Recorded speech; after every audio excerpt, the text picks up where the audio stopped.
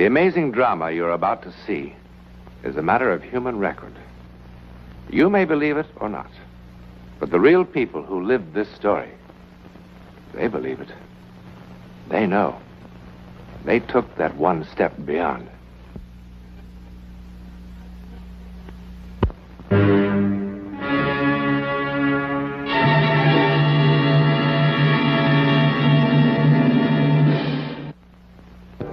The city sleeps, unaware.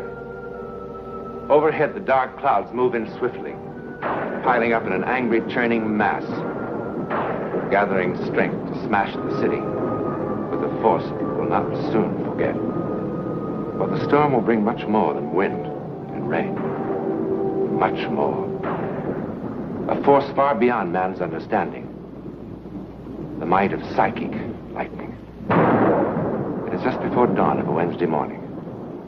In a moment, lightning, forked lightning, will strike two human beings at two distant points of the city, drawing two complete strangers together with an irresistible force.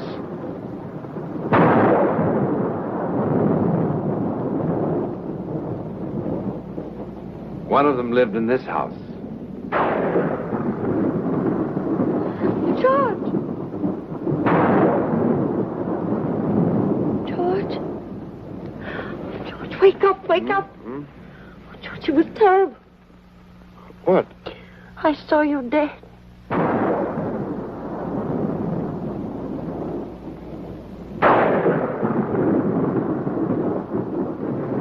At that same moment, at the other end of the city,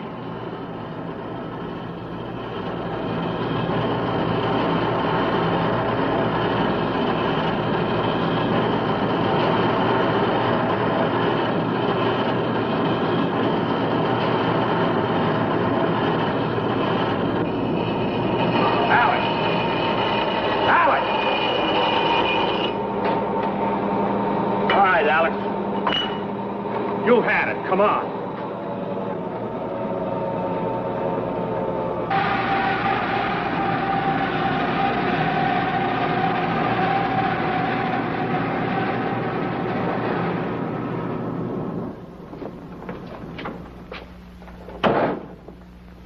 Doc. What happened? Well, he sort of froze. If I hadn't grabbed him, that grinder would have chewed his hand to bits. What's the matter, Alex? Oh, let's better sit down.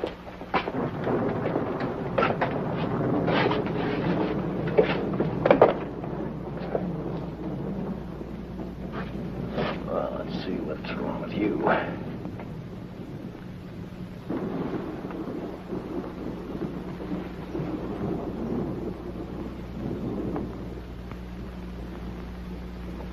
All right, Alex. Off with your shirt.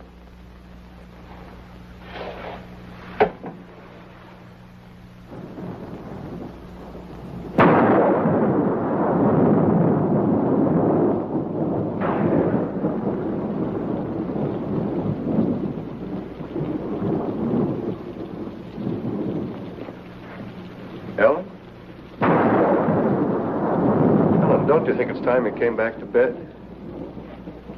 Baby, I've got to get up in an hour. It wasn't a dream. It wasn't.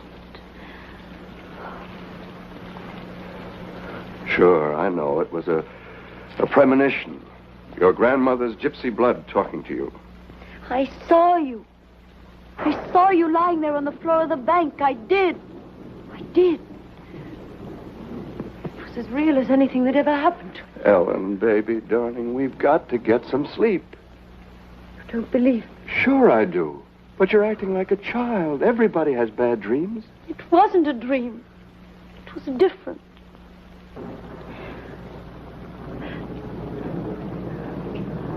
I could see right through the walls.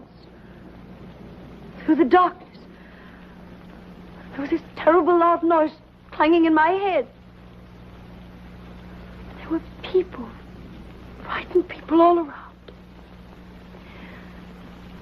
Suddenly you were lying there at my feet. Dead. Have it your way. I'm dead. Now can we go back to bed? George, you mustn't go in today. You mustn't. Oh, Ellen, promise. for heaven's sake. Promise. Ellen, are you awake? Really awake? Thinking clearly? Are you suggesting that I call the bank and say I won't be coming in today because my lovely wife has a feeling that something terrible will happen to me if I do? Yes. Oh, stop it, Ellen. I'm going back to bed. Oh, George, please, I beg. George, I'm so afraid. I'm so afraid. It's all right. It's all right now. It's all right.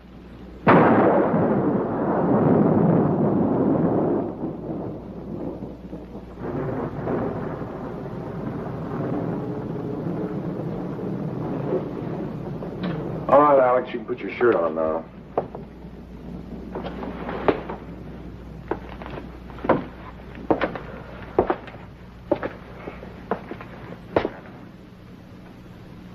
Of course, this is only a preliminary examination. But as far as I can tell, it appears that you suffered from a slight stroke. It's not necessarily serious in itself, but it is a pretty good indication of a deteriorating circulatory system. Alex?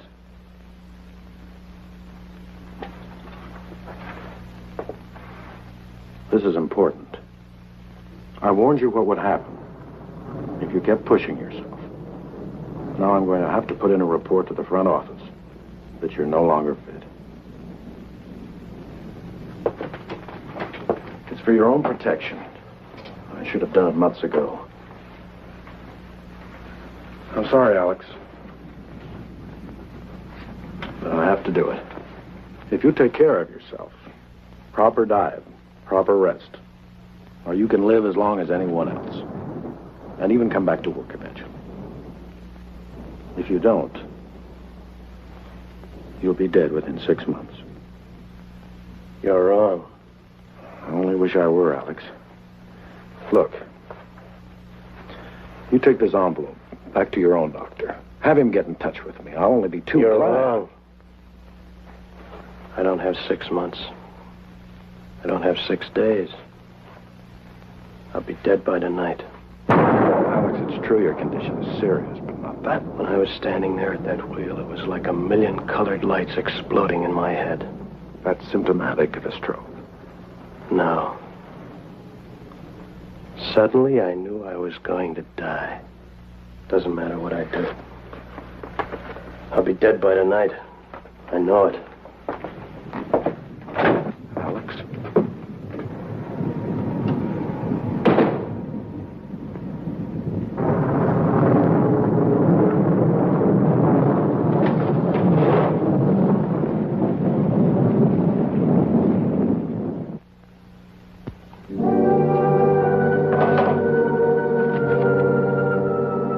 Remember this? The medical history of Alex Peters. This morning, the patient suffered his second cerebral arterial spasm with a left-sided paresis. In other words, a stroke. But was it really a stroke? Or was it a physical reaction to the sudden, unshakable knowledge that he was going to die today? Well, today is still young.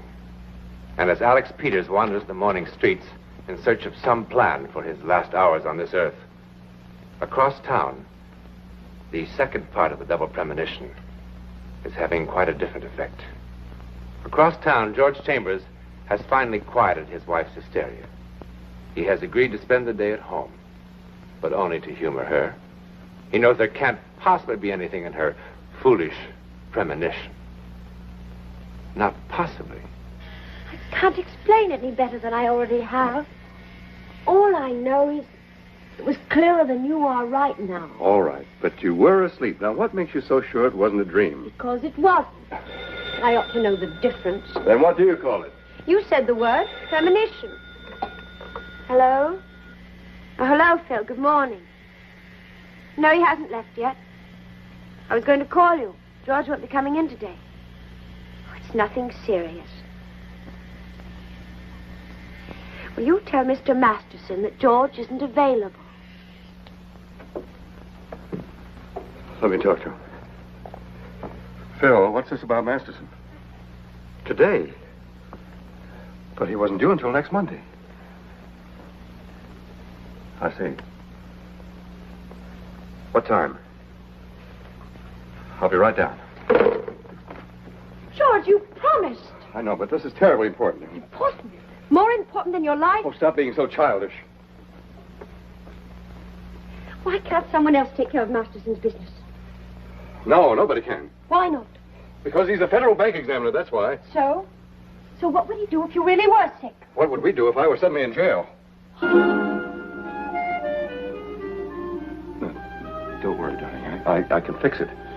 I just need a little time. That's why it's so important. What's wrong? Well, where do you suppose all the money came from? You like this house, don't you?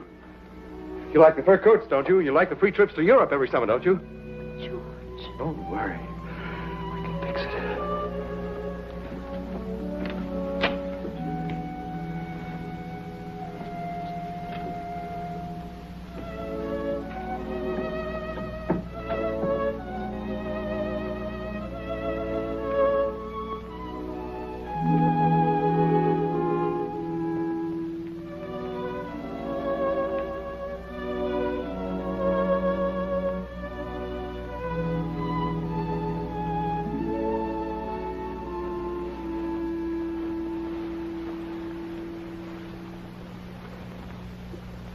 Hi.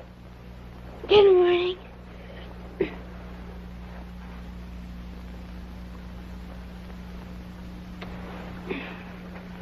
Don't you think you've had enough sleep for one night, young lady? Why? What time is it?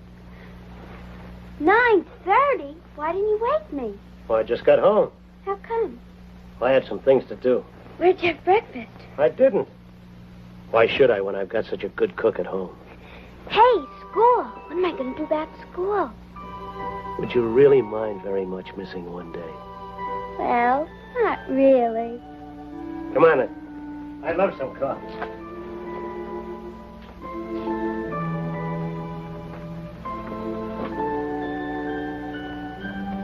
How do you want your eggs?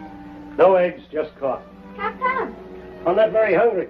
But you can't live on just coffee. Don't you worry about me.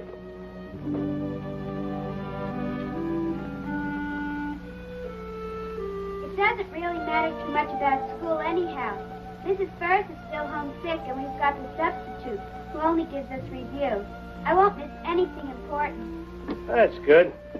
Besides, I can get it from Alice if she gives us any new stuff. Uh-huh. It'll be fun being home with you all day anyhow. And we've got food shopping to do.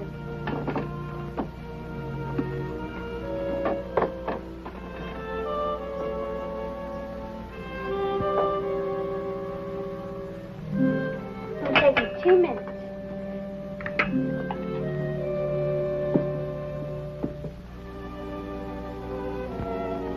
What's the matter? Nothing. Why are you looking at me like that? How am I looking? Funny. Do you feel all right? Sure.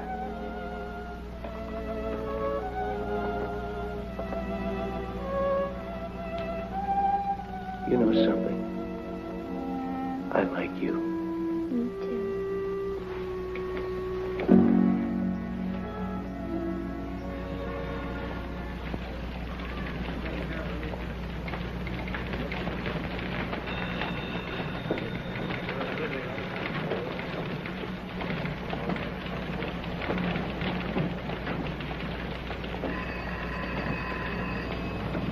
Excuse me.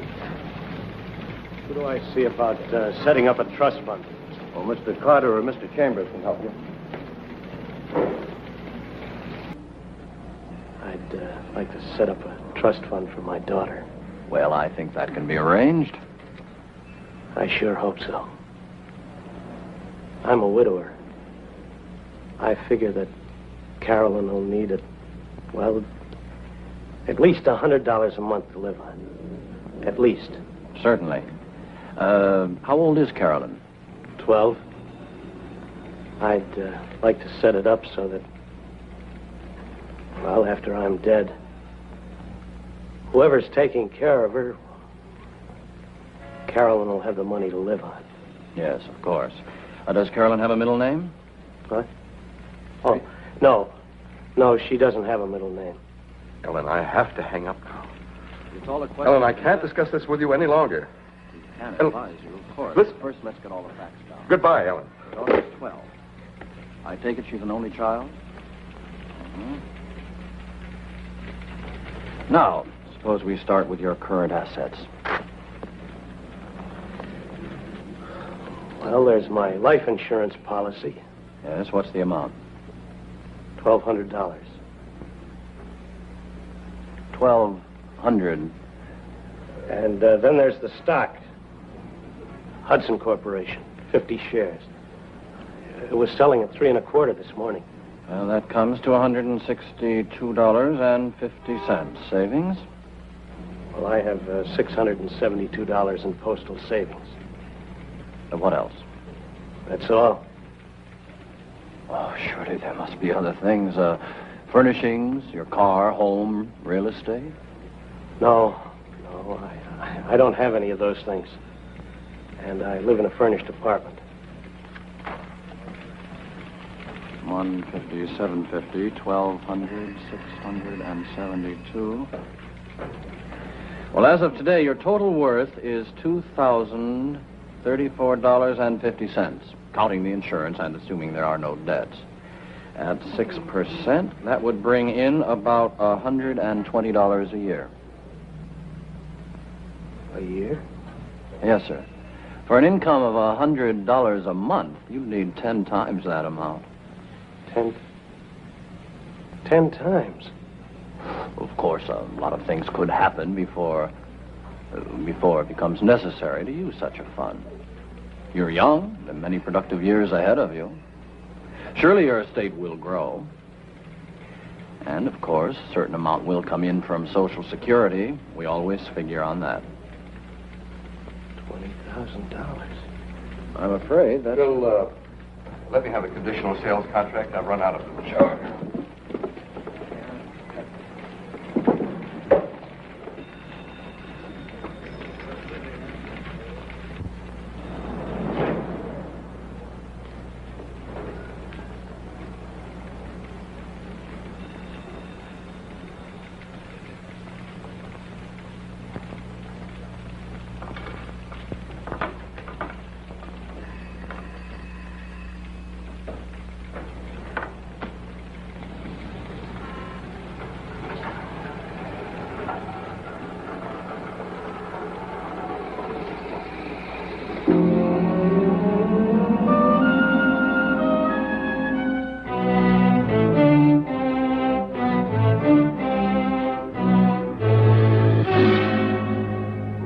$20,000? Oh, well, sure thing, Alex. No sooner said than done. Man can't have too much insurance. Sir, Al, let me see here. The beneficiary would be... Carolyn. Oh, yes, Carolyn Peters. You got a real sweet kid there, Alex, and the things the way they are with her, well, man can't be too cautious. Yes, sir, it gives a man real peace of mind to know his loved ones are adequately provided for. Not that anybody ever expects to die, of course, but we never know when the Grim Reaper is sharpening up his axe for us, do we? Well, now, let me see. The monthly premium for a man your age would be, $67.50. It's kind of steep for you, Alex. We can cut it in half for you if you like. We can always do that. You're an old friend. I don't forget old friends, Alex. I'm not that kind of a guy. You know that. Yes, sir. Well, I guess you know what you can afford, huh? The policy will go into effect the minute I hear from the... hello, Hazel. This is Wilson Tuttle. How's my girl? Uh-huh. I got another customer for you. I want you to take extra good care of him. He's an old friend. How about tomorrow morning, first thing? No use letting any grass grow under our feet, huh? We're trying to set up an early appointment with the doctor for you. What for? Well, it's just a formality, of course, but when a man jumps from 1,200 to 20,000, why, we don't make the policy binding on either party until the physical examination is complete. Not that you will have any trouble, but we all have to protect ourselves in the clinches, huh? Now, if the doctor has an open appointment... hello, Hazel. Oh, swell. Uh-huh. 9:30 bright and early. That's fine. Fine. Alex. Alex? Are you sleeping? Are you sleeping? Brother John, Brother John. Morning bells are ringing, morning bells are ringing. Ding, ding, dong, ding, ding, dong.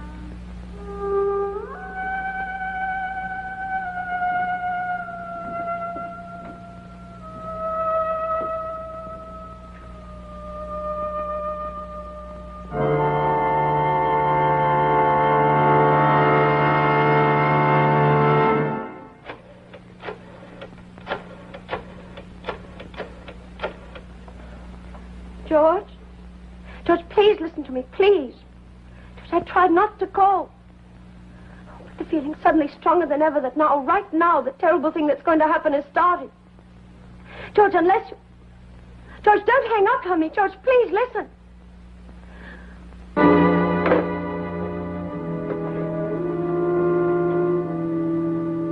Daddy?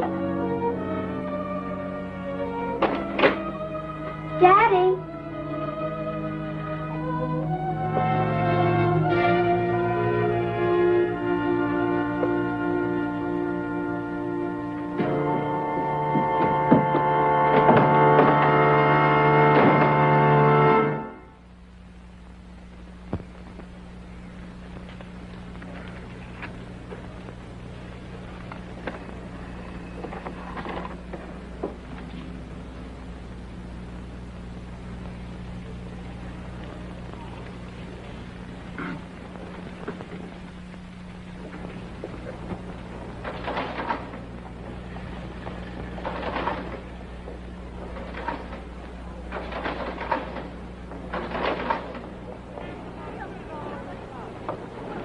Hurry.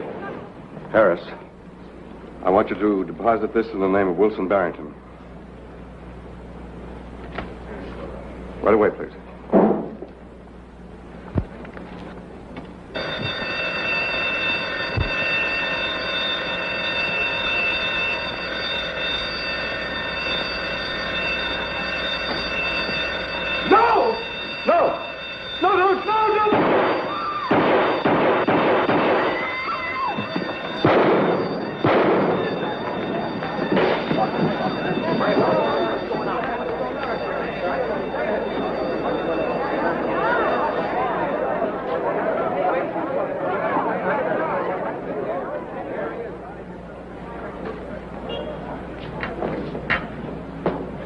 Yes, it happened. Just as you saw it. It happened.